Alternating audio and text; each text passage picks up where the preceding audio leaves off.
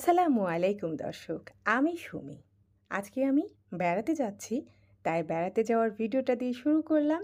এই যে দেখতে পাচ্ছেন একটু সাজুগুজু করেছি যে আমার এক দেবরের বাসায় প্রোগ্রাম আছে, সেখানেই যাব বেড়াতে, তাই একটু হালকা সাজুগুজু করেছি। আর আমি যেহেতু বোরকা পরি তাই বোরকা পরে নিয়েছি আর কিছু গোল্ডের জিনিস পরেছি, কারণ আপনারা অনেকেই জানেন আমি গোল্ড পরতে ভীষণ ভালোবাসি। তাই আজকেও তার অন্যরকম হয়নি, সেটাই করেছি। তো একটু হালকা পাতলা সাজুগুজু করে ভাবলাম আমার আপুদের সাথে একটু শেয়ার করি। তো এই যে এখন আমি গাড়িতে বসে আছি আর আপনাদের ভাইয়া একটু নিচে নেমেছে, তার একটু কাজ আছে জন্য। আর এদিকে মিষ্টি নিতে হবে, ঘি আর বাকি যা কিছু নিবে সেগুলো সে নিয়ে আসছে আর একটা একটা করে গাড়িতে রাখছে। ড্রাইভার আপনাদের ভাইয়া, আমার ছেলে, ওরা তিনজনই বাহিরে গেছে আর আমি বসে আছি গাড়ির মধ্যে। তো এই যে দেখছেন এইখানে মিষ্টি, এখানে আছে ইলিশ মাছের পেটি 2 কেজি। তো এটা এক প্যাকেট নিয়ে এসেছে আর তার সঙ্গে ঘি নিয়ে এসেছে। এখন আরও দই টই নিতে গিয়েছে, ওগুলোও যেহেতু নিয়ে যাব। আর এই যে দেখতে পাচ্ছেন ঘি, 1 কেজি ঘি নিয়েছি আমার সেই দেবরের জন্য। তো এগুলো নিয়েই রওনা হয়ে যাব। আর রাস্তায় যেতে কিন্তু ভীষণ ভালো লাগে, তাই ভাবলাম আপনাদের সাথেও এই প্রাকৃতিক দৃশ্যগুলো একটু শেয়ার করি। আসলে সাজুগুজু করে মুখ তো আর দেখাতে পারি না, তাই হাতগুলো একটু দেখালাম। তো এই যে যাচ্ছি দেখুন গাড়ির মধ্যে, এত সুন্দর প্রকৃতি যা বলার মতো না। আর আমরা যখন যাচ্ছিলাম পুরো রাস্তা বৃষ্টি হচ্ছিল, আর বৃষ্টিতে আরও ভালো লাগছিল। দেখুন আশেপাশে কত পানি, যেহেতু এটা গ্রাম অঞ্চল তাই পানি। আর এই যে বৃষ্টি দেখতেই পাচ্ছেন, কিছু দূর বৃষ্টি হচ্ছে, আবার কিছু দূর পরে বৃষ্টি কিন্তু নেই হয়ে যাচ্ছে। তো আমার আপু ভাইয়ারা, আশা করব আপনারা সবাই অনেক ভালো আছেন, সুস্থ আছেন। আলহামদুলিল্লাহ আমরাও তো অনেক ভালো আছি।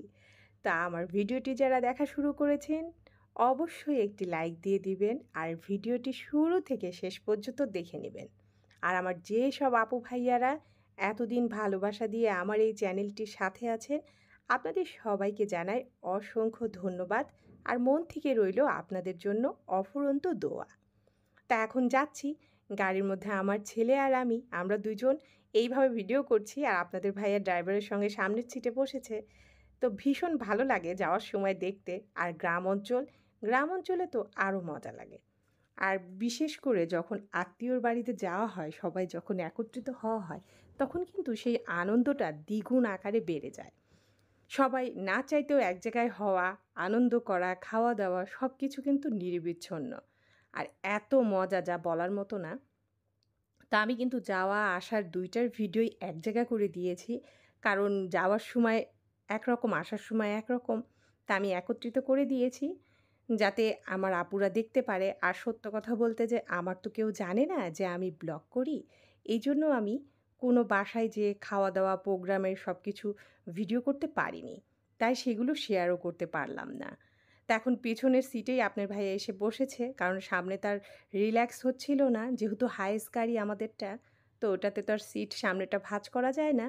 তো আমার পাশে এসেই বসলো সিটটা নামিয়ে নিয়ে। আমরা মাত্র ৩ জন মানুষ, এইজন্য পুরা গাড়িটাই ফাঁকা ছিল। আর ফাঁকা গাড়ির জন্য কিন্তু ঝাঁকিটা একটু বেশি লাগে। কারণ দেখবেন যখন গাড়িতে অনেক জিনিস থাকে ঝাঁকির পরিমাণটা কম লাগে।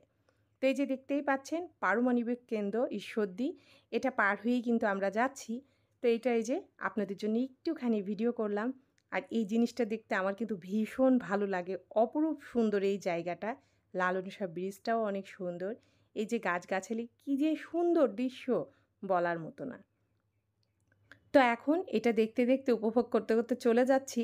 আর আমরা কিন্তু যে পাশি আপনার নদীটা আছে পদ্মা, সেখানেও কিন্তু দাঁড়াবো, একটু ঘুরে যাব। কারণ বেড়াতে এসেছি, সব জায়গায় ঘুরবো। আর এটা হলো সেই গ্রিন সিটি ঈশ্বরদীতে। এটা কিন্তু রাশিয়ান সিটি নামে পরিচিত। এখানে অসংখ্য রাশিয়ানরা থাকে। আপনাদের ভাই আমাকে দেখাচ্ছিল যে দেখো কত রাশিয়ান। দেখলাম সবাই বাজার করছে, রাস্তা দিয়ে হেঁটে যাচ্ছে। আসলে গাড়ির ভিতর থেকে তো অত ভালো করে ভিডিও করতে পারিনি, তবুও যতটুকু পেরেছি ততটুকুই আপনাদের সাথে শেয়ার করছি। আসলেই এই ঈশ্বরদী এলাকাটা এখন এত উন্নত হয়ে গিয়েছে বলার বাইরে। এই যে দেখুন একজন দেখা যাচ্ছে ফরেনার, রাশিয়ান, এনাকে আমি দেখছিলাম আর বলছিলাম দেখো কত, আসলে এদের দেখতেও ভালো লাগে। বিদেশিরা এখন বাংলাদেশে কত স্বাচ্ছন্দ্যে থাকছে, তাও ঈশ্বরদীর মতো ছোট্ট একটা জেলায়। আর এই বিল্ডিংগুলো তো অনেক বিলাসবহুল। দেখে মনে হচ্ছে যে আমি বাইরের দেশে চলে এসেছি। তারপর আমরা আমাদের গাড়িটা সাইড করি এই যে পাকশি হার্ডিং ব্রিজের নিচে আমরা এখন একটু বের হলাম, নদীর ঘাটে যাব। নদীর ঘাটে যাব, ঝালমুড়ি খাবো, একটু হাঁটবো এই আর কি। তা এখন এইখান থেকে আপনাদের ভাইয়া, আমার ছেলে আমরা সবাই মিলে নেমে গেলাম নদীর ঘাটের উদ্দেশ্যে। আর এই বটগাছটা দেখুন কত বড় পুরনো আমলের গাছ। তো ভাবলাম এটাও একটু ভিডিও করি আপনাদের সাথে শেয়ার করার জন্য। আর ঘুরতে গেলে কিন্তু ভীষণ ভালো লাগে। এই যে দেখুন নদী, এই নদী কিন্তু আগে অনেক দূরে ছিল, কিন্তু এখন বর্ষার কারণে পানি এত কাছে চলে এসেছে। আর এই সেই হার্ডিং ব্রিজ। আর নিচে দেখতে পাচ্ছেন কত স্টল, এখানে নানা ধরনের জিনিস বিক্রি, খাবার বিক্রি, অনেক মানুষের সমাগম, সবাই বেড়াতে আসে এই জায়গায়। তো দেখলাম খুবই ভালো লাগলো। আমি আর নিচ পর্যন্ত যাইনি, কারণ অত হাঁটতে ইচ্ছা করছিল না। এমনিতে জার্নি করে ক্লান্ত হয়ে গিয়েছি, এত রাস্তা, তাই জন্য আমি আর নিচে নামলাম না। তা আমরা এখন আমাদের গন্তব্যের উদ্দেশ্যে চলে যাচ্ছি, আর আপনাদের সাথে একটু একটু করে শেয়ার করেছি। তা আমার আপু ভাইয়ারা, আমার ভিডিওটি আপনাদের কাছে কেমন লাগে অবশ্যই একটি কমেন্টে জানাতে পারেন।